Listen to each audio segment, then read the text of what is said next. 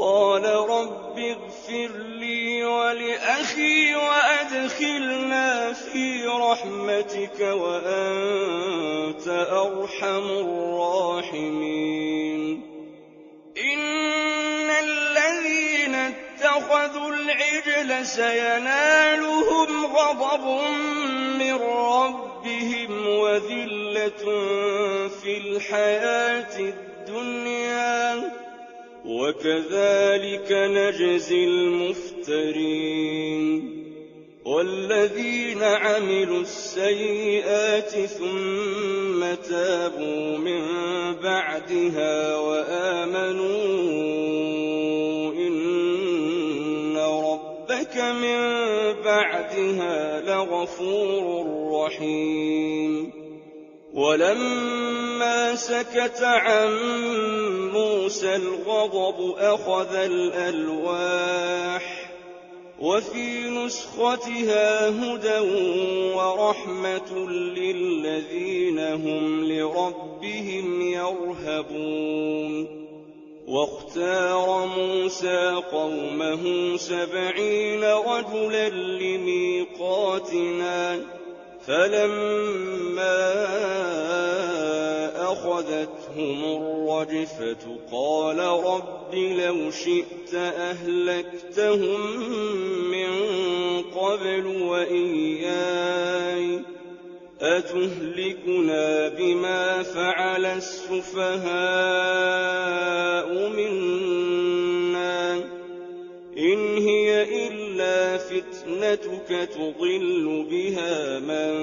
تشاء وتهدي من تشاء أنت ولينا فاغفر لنا وارحمنا وأنت خير الغافرين واكتب لنا في هذه الدنيا حسنة وفي الآخرة إنا هدنا إليك قال عذابي أصيب به من أشاء ورحمتي وسعت كل شيء فسأكتبها للذين يتقون ويؤتون الزكاة والذين هم بآياتنا يؤمنون الذين يتبعون الرسول النبي الأمي الذي يجدونه مكتوبا عندهم في التوراة والإنجيل يأمرهم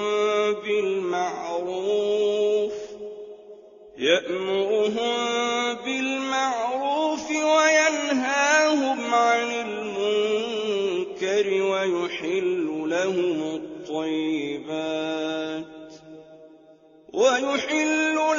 الطيبات ويحرم عليهم الخبائث ويضع عنهم إصرهم والأغلال التي كانت عليهم فالذين آمنوا به وعزروه ونصروه واتبعوا النور الذي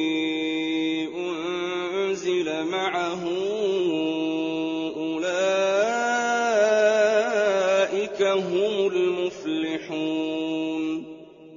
قل يا أيها الناس إني رسول الله إليكم جميعا الذي له ملك السماوات والأرض لا إله إلا هو يحيي ويميت فآمنوا بالله ورسوله النبي الأمي الذي يؤمن بالله وكلماته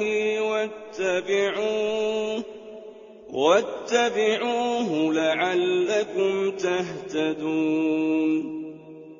ومن قوم موسى أمة يهدون بالحق وبه يعدلون وقطعناهم 12 أسباطا أمما وأوحينا إلى موسى إذ استسقاه قومه أن اضرب بعصاك الحجر فانبجست منه 12 عينا قد علم كل أناس مشربهم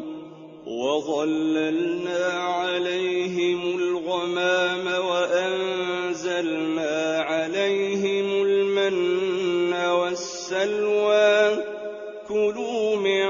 طيبات ما رزقناكم وما ظلمونا ولكن كانوا أنفسهم يظلمون